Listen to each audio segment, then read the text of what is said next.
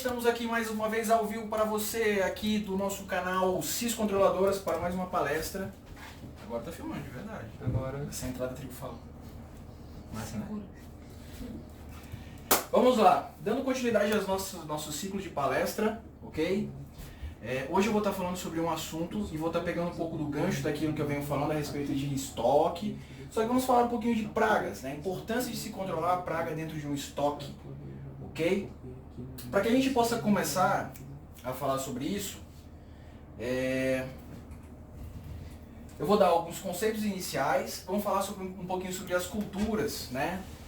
Pegando o Brasil e pegando aí que a gente conhece um pouquinho sobre os Estados Unidos também.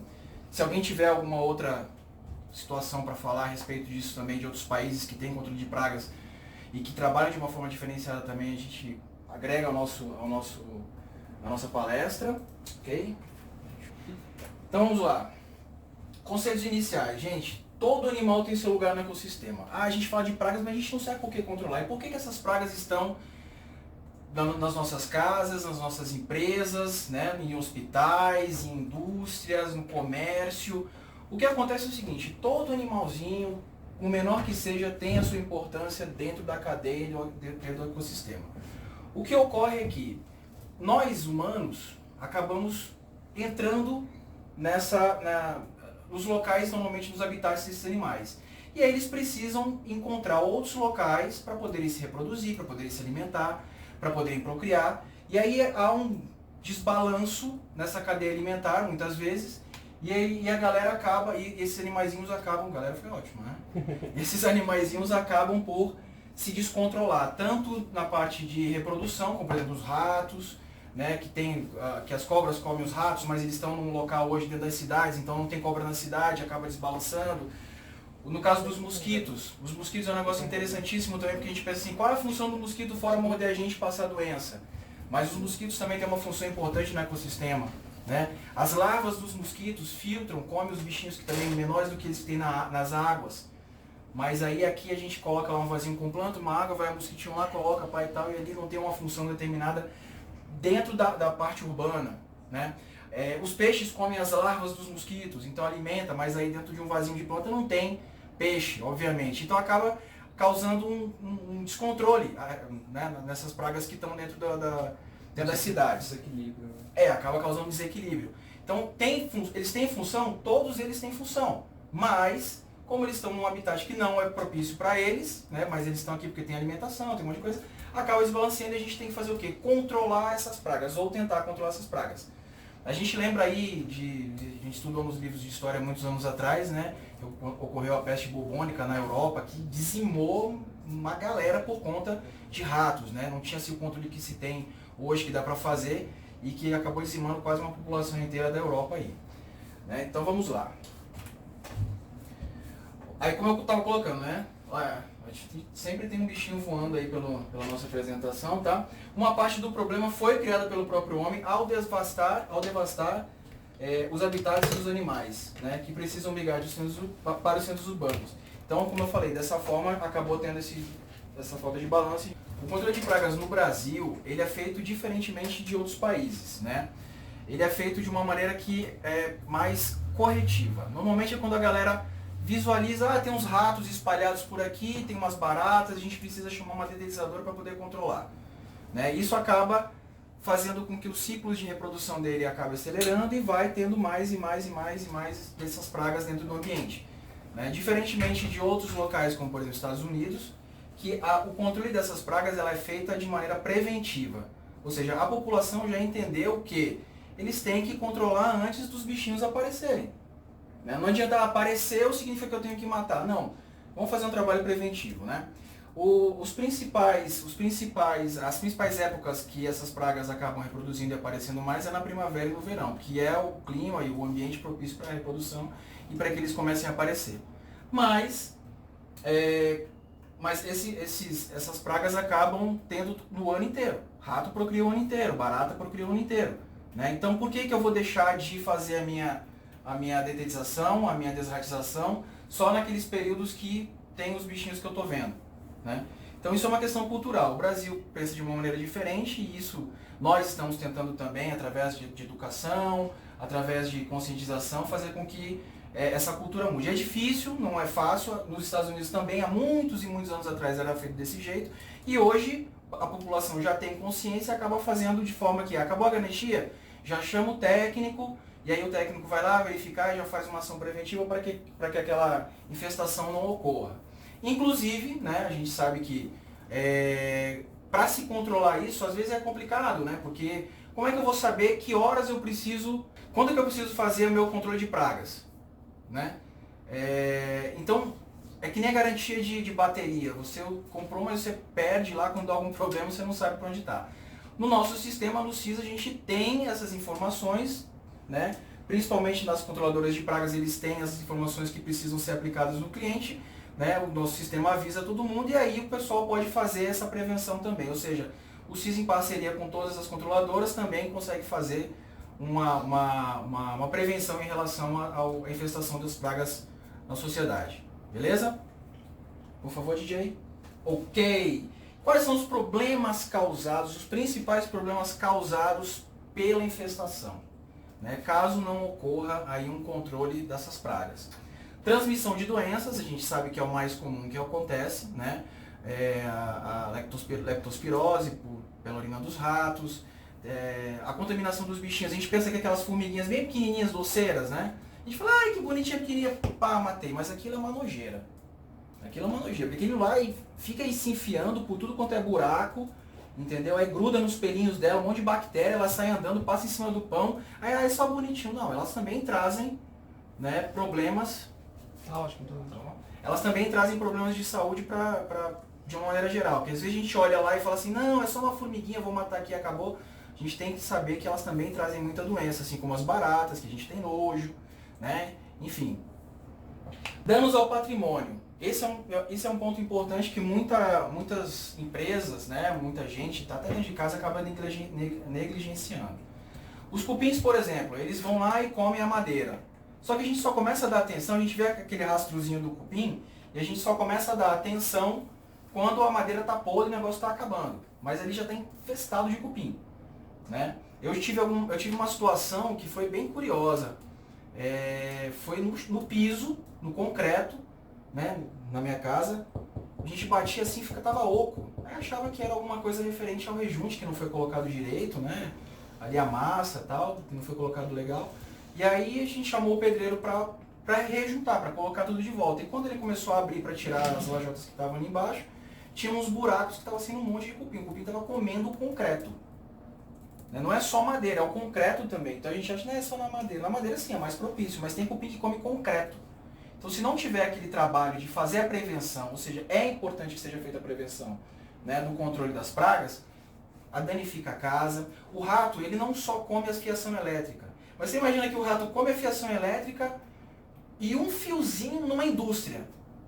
Imagina, que é uma alimentação de um prédio para o outro. O rato foi lá, pai, pô, comeu.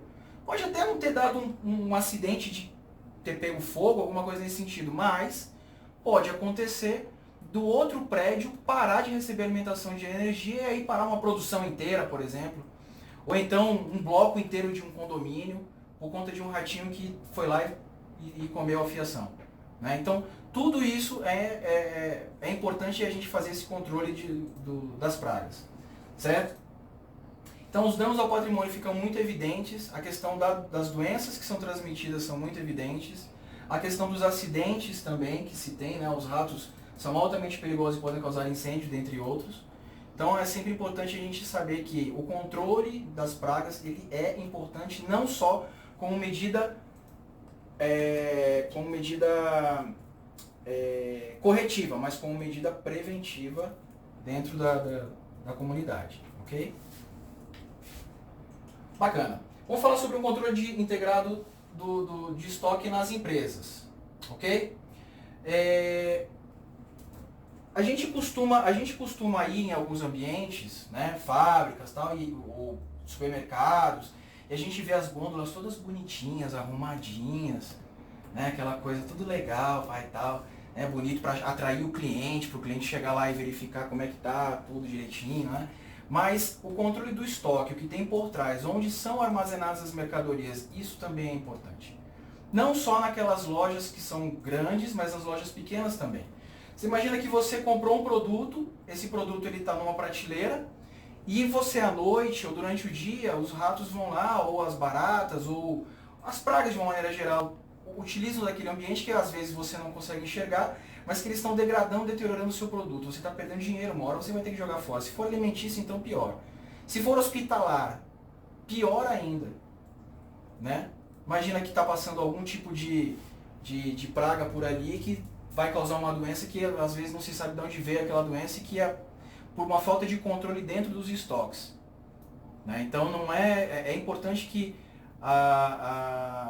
os gestores desses locais, os empresários, tenham consciência de que o estoque precisa também ter o seu controle de roedores, controle de insetos, controle de pragas de uma maneira geral. A gente vê assim, a gente vê aqueles porta-iscas, né? Depois a gente passou a conhecer melhor os porta-iscas, que a gente vê assim na quina, né? na parede, que é exatamente para o ratinho entrar, comer ali o veneno e aí sair e morrer. Né? O rato ele não sabe se a casa é dele ou se a casa é do vizinho. Eu posso controlar o meu ambiente, mas se o vizinho não controlar o dele, ou se 2, 3 casas depois não controlarem a casa dele, não vai adiantar nada. Né? O rato ele não fala assim, eu vou morar aqui é meu endereço, entendeu? Não tem essa. Ele não está nem aí para isso. Ele vai andar por todo quanto é lugar. Então não adianta só um ter consciência, todos têm que fazer sua parte, todos têm que ter consciência disso daí. Certo? Então, o que acontece? Não basta ter um ambiente agradável para receber os consumidores e não cuidar de forma adequada do setor de estoques e produtos. Então tem-se que ter. E a conservação desses produtos? Eles têm que estar também de acordo. Beleza? Vamos lá. Agora, como que a gente previne, né, de maneira bacana a questão das pragas dentro de uma empresa? Primeiro, higiene. Segundo, com controladoras de pragas. E terceiro, com vistoria. Esses são os principais. Com higiene é o quê? O local tem que ser mantido de forma limpa. Certo?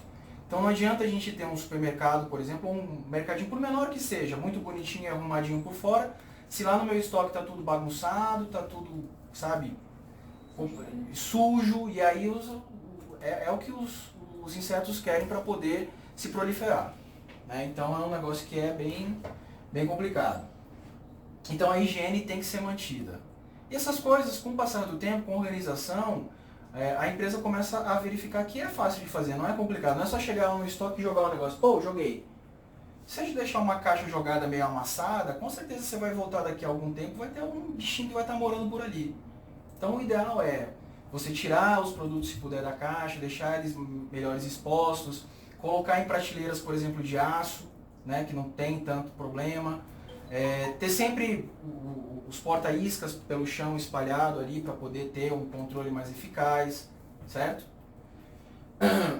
Chamar sempre uma controladora de pragas para poder fazer a verificação do ambiente. Isso também é importante. Tá? Realizar a dedetização por pelo menos 6 vezes. Isso é o ideal. Isso é o ideal. Isso é o ideal, certo? Agora, se perceber que há uma infestação maior do que o que está sendo visualizado, que normalmente ocorre, o ideal também, o legal é que seja feito ali a cada mês, por exemplo. Certo? Vistorias. Sempre está visualizando. Por mais que eu tenha o meu estoque organizadinho, as coisas bacanas lá no meu hospital, lá no meu restaurante, no meu supermercado, sempre está de forma periódica vistoriando se tem algum tipo de bichinho. Não é só, encontrei ali, vi um rato passando, vi uma barata passando. Não. E a cada 15 dias, 20 dias, ir no estoque, dar uma verificada para ver como é que está a situação ali dentro, né? Ver se tem bichinhos, se não tem bichinhos, como é que está a parada. E aí, se tiver, agir de forma preventiva para que aquilo não cresça mais ainda. Certo? Bom, como prevenir? E aqui fica a dica, né? No estoque, priorizar armários com prateleiras de aço, piso de cerâmica, né? Porque fica mais fácil de limpar. Manter um espaço bem ventilado, isso é importante também porque a maioria das pragas elas gostam daquele ambiente mais úmido, mais quentinho, fechado, né? E isso ajuda na conservação e proteção dos produtos principalmente.